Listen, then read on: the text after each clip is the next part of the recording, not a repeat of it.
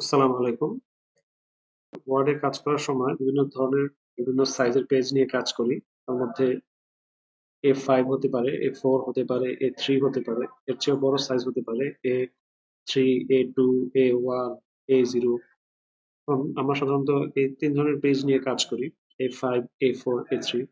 এখান থেকে যেকোনো একটি পেজ যদি আপনার আইডিয়া থাকে যে একটি পেজের সাইজ সম্পর্কে, তাহলে আপনি অটোমেটিক অন্য ২ টি পেজের হিসাব নিকাশ করতে পারবেন। এমনকি আরো যে সাইজ গুলো আছে A2 বলেন, A1 বলেন, A0 বলেন, সেগুলো আপনি অটোমেটিক হিসাব করতে পারবেন যে আসলে কাগজটি কোন সাইজের হবে। এখানে আপনার আমি সাইজ গুলো মেনশন করেছি, দেখতে পাচ্ছেন A5, A4, A3। A5 হচ্ছে উইডথ এখানে দেওয়া আছে, হাইট এখানে দেওয়া আছে। A4 এর হাইট এবং উইডথ দেওয়া আছে, A3 পেজের হাইট এবং উইডথ দেওয়া আছে। এখানে লক্ষ্য করলে দেখতে পাবেন যে হাইট, একটি পেজের হাইট অন্য জায়গায় উইডথ আছে। অর্থাৎ A5 পেজের যে পরিমাণ হাইট আছে সেটা A4 সাইজের উইডথ। আবার A4 সাইজের পেজে যেটা হাইট আছে সেটা A3 পেজের উইডথ।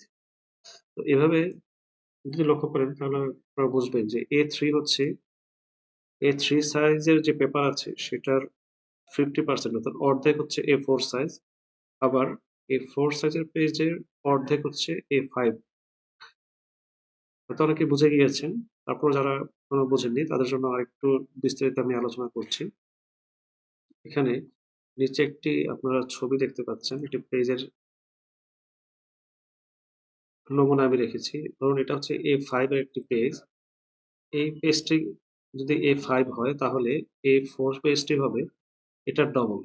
আপনি যদি ২ টা A5 কে একত্রিত করেন, সাপোজ এই যে ২ টা A5 পেজ আছে।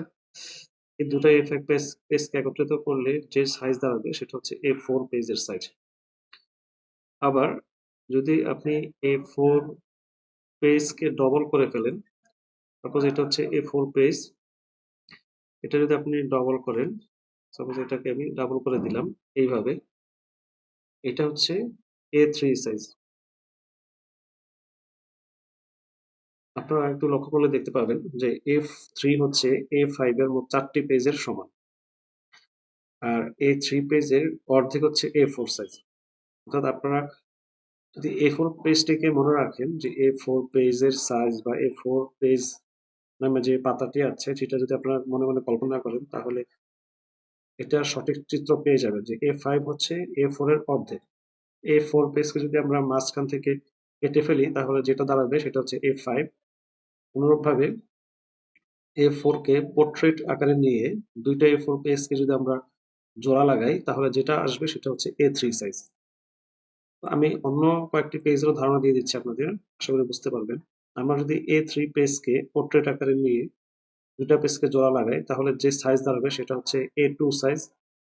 A2 সাইজের পেজকে যদি আমরা পোর্ট্রেট আকারে নিয়ে জোড়া লাগিয়ে দিই তাহলে সেটা হবে A1 সাইজ।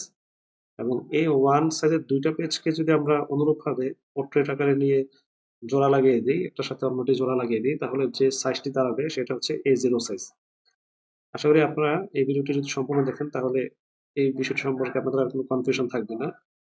তো বিষয়টি ভালো লাগলে অবশ্যই শেয়ার করবেন এবং আমার আইডিতে ফলো দিয়ে রাখবেন। এরকম আরো ইম্পর্টেন্ট ভিডিও আসবে যেগুলো আপনাদের অনেক কাজে লাগবে। সকলকে ধন্যবাদ জানাচ্ছি।